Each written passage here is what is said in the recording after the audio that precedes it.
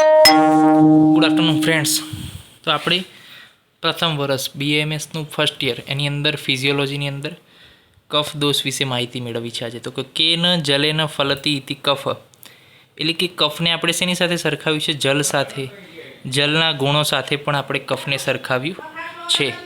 Okay, તો એ વસ્તુ પણ અહીંયા કીધી છે કે જલ સાથે સરખાવ્યું છે કફને. ઓકે, એટલે જલના તમામ ગુણ જે છે કફના સાથે મળતા આવતા હોય. એટલે આનો મતલબ શું છે આ વાક્યનો? કે તત્વો કે જે પાણીના સંપર્કમાં આવવાથી વૃદ્ધિ પામે છે. એટલે કે તત્વો, જો અહીંયા શું કીધું છે કે જે જળના કોન્ટેક્ટમાં આવે એટલે એનું શું થાય? ફળતી, એટલે કે એની વૃદ્ધિ થાય છે. એ શું છે? કફ છે. હવે જો કઈ રીતે સમજી શકાય? તો કે આપણે કફ અને પાણી વચ્ચે ઘનિષ્ઠ બાંધીએ તો પાણી કેવું હોય? શીત હોય. કફ પણ એનો ગુણ કેવો છે? શીત, સ્નિગ્ધ. આનો પણ કેવો છે? સ્નિગ્ધ ગુણ છે. બીજી વસ્તુ, ધારો કે હવે આપણને શરદી કે એવું કંઈ થયું હોય તો એ કફ ડિસઓર્ડરની અંદર આવે. તો એવા કન્ડિશનની અંદર આપણે પાણીનો વધારે પડતો ઉપયોગ કરીએ તો પાછું એની અંદર પણ શું થાય? વધારો થાય ડિઝીઝમાં. એટલે એવા ટાઈમે આપણે જોઈએ ઓછું પાણી પીતા હોઈએ છીએ. તો એ રીતના જે છે એને સંલગ્ન કરી શકાય છે. બીજી વસ્તુ, એના સિનોનિમ્સ શું છે? એના સિનોનિમ્સની અંદર કીધું છે કે શ્લેષ્મ, બલશ. શ્લેષ્મ એટલે શું? તો કે શું છે? તો કે અનક્ચ્યુઅસ છે, અનક્ચ્યુઅસ, મોઇશ્ચરવાળું છે. અને જ્યારે બલહનો મતલબ થાય છે કે સ્ટ્રેન્થ છે.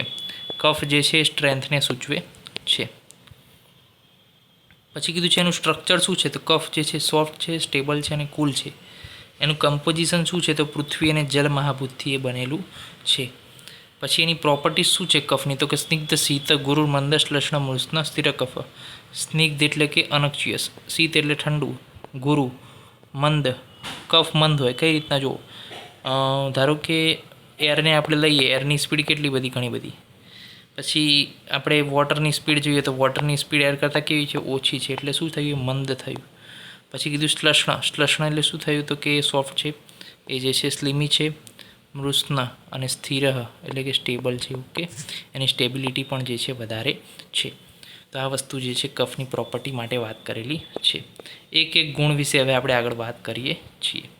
તો પહેલું કીધું કે સ્નિગ્ધ. સ્નિગ્ધ કેમ? તો કે એક અગત્યનો કફનો ગુણ છે જે શું કરે છે?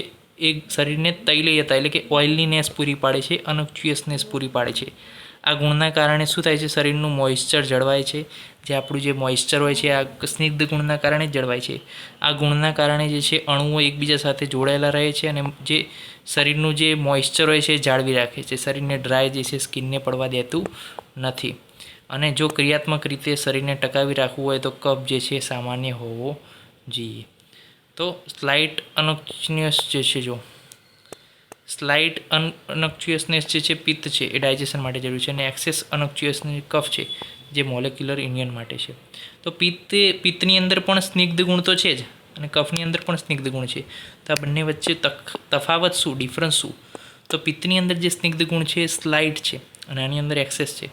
સ્લાઇટ જે સ્નિગ્ધ ગુણ છે એ ડાયજેશન માટે જરૂરી છે. જેમ આપણે પેલો હવન કરતા હોય ને, હવનની અંદર જે ઘી નાખીએ તો શું થાય? અગ્નિ વધે. તો એ જ વસ્તુ છે કે પિત્ત હોય એની અંદર આપણે ઘી થોડુંક નાખીએ, સ્લાઇટ અનક્ચ્યુઅસ થાય તો શું થાય? અગ્નિ વધે તો પાચન જે છે સારું થાય. એ અર્થમાં અહીંયા લેવાનું છે. જ્યારે કફનું જે છે એક્સેસ અનક્ચ્યુઅસનેસ છે એ જે છે મોલેક્યુલરના યુનિયન માટે છે અને ડ્રાયનેસને થતી અટકાવે છે. નેક્સ્ટ વસ્તુ છે કે શીત. થોડોક ફોન જે છે હવે એક જ મિનિટ અહીંયા તમારે ઓટો રિઓટેડ કરવું પડશે. ઓકે, તો પણ નથી થતું. તો પણ જે છે આ રહે છે આવું. ઓકે, તો ચલો કંઈ વાંધો નહીં, આડો ફોન કરી દેજો તમે લોકો. ઓકે, તો જે શીત ગુણ છે, શીત ગુણ જે છે એ શું છે? કોલ્ડ છે. શરીરના અંગોનું રક્ષણ કરે છે, વધતી ઉંમરને અટકાવે છે. કઈ રીતના? તો કે જ્યારે કોઈ બોડી હોય, ડેડ બોડી, અને જે છે આપણે શું કરી નાખીએ છીએ? કોલ્ડ સ્ટોરેજમાં મૂકીએ છીએ. અથવા તો કોઈ બટાકા કે એવું હોય તો એને કોલ્ડ સ્ટોરેજમાં મૂકીએ છીએ. તેથી શું થાય? એની ઉંમર, એની એજ જે વધતી હોય વધે નહીં, એ ધીમું પડે. તો એ જ વસ્તુ અહીંયા સમજવાની છે કે શીત ગુણ જે છે વધતી ઉંમરને અટકાવે છે, અંગોનું રક્ષણ કરે છે, શરીરને ભાગોને લાંબા સમય સુધી સંગ્રહ કરી શકાય છે. એટલે જ ડિહાઇડ્રેશન ટાઈમ જે છે વધી જાય છે. આના કારણે ઠંડા પ્રદેશના લોકો ગરમ પ્રદેશના લોકો કરતાં બધા સારી જીવન જીવે છે અને કાર્યશીલતા પણ જે છે એમની સારી હોય છે. અને શિયાળામાં વાઝો કોન્સ્ટ્રિક્શન થાય છે એટલે પરસેવો પણ અટકે છે, ડિહાઇડ્રેશન પણ અટકે છે અને શરીરની અંદર ગરમી જાળવી રાખે છે. કોલ્ડ ઇન્ક્રીઝ થાય, હીટ ઇન્ક્રીઝ થાય તો જે છે ડેન્સિટી ઓફ કફમાં જે છે ફેરફાર થાય છે. કોલ્ડ જે છે ઇન્ક્રીઝ થાય અને હીટ ડિક્રીઝ થાય તો ડેન્સિટી ઓફ કફ જળવાઈ રહે છે. આ વસ્તુ જે છે અહીંયા કીધેલી છે.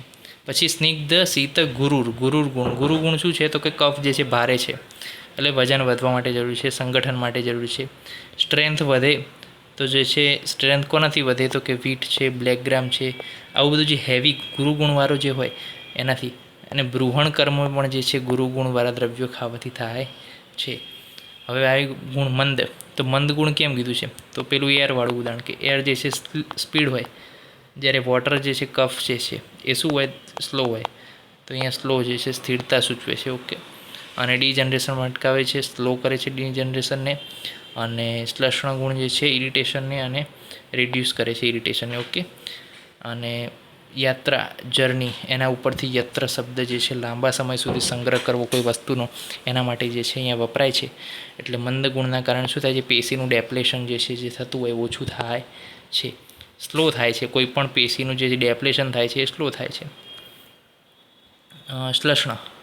શ્લેષણ વસ્તુ એ શું છે તો કે આ ગુણના કારણે શરીરના નુકસાન સામે વળતર મળે છે. સ્લીમી ગુણ છે, રિપ્લેનિશ થાય છે વસ્તુ. ઓકે, તો શું કહે છે કે જો નાઝલ, ઓરલ, રેસ્પિરેટરી, હાર્ટ અને લંગ આ કન્ટિન્યુઅસ વર્ક કરે છે. એટલે ડ્રાયનેસ ત્યાં આગળ શું થાય છે વધે છે. ત્યાં આગળ ડ્રાયનેસ વધે અને પ્રિવેન્ટ કરવા માટે આપણે શું કરવું પડે તો કે ત્યાં આગળ સ્લીમી કોઈ પણ જે છે મ્યુકસનો સ્ત્રાવ થતો હોય છે આવી જગ્યાઓએ, અને મ્યુકસ રહેલી છે. દાખલા તરીકે જો નાઝલમાં રહેલી છે મ્યુકસ, પછી ઓરલમાં પણ જે છે આપણે લાળ જે છે સલાઈવા એ રહેલી છે. ત્યારબાદ જે છે રેસ્પિરેટરી ટેકમાં પણ મ્યુકસ છે, હાર્ટની અંદર પણ છે, હાર્ટની અંદર પેરિકાર્ડિયમમાં છે પેરિકાર્ડિયલ ફ્લુઇડ, લંગની અંદર પ્લુરા છે.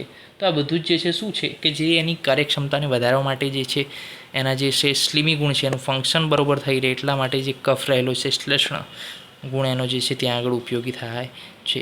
મૃત્સના એટલે શું સ્ટીકી, તો કે ગુણ જે છે કોટિંગ માટે જવાબદાર છે, પેશીને થનારા નુકસાન સામે અટકાવે છે. સ્થિર એટલે કે સ્ટેબલ છે, તો કે વાત જે છે મૂવેબલ પ્રોપર્ટી છે, કફ જે છે સ્ટેબલ પ્રોપર્ટી છે. બીજી વસ્તુ કે હવે common features function of the cough જે છે આપણે જોઈશું નેક્સ્ટ લેક્ચરમાં. ત્યાં સુધી રજા આપશો. જય હિન્દ, જય ભારત, જય આયુર્વેદ, જય ધન્વંતરી. નમસ્કાર.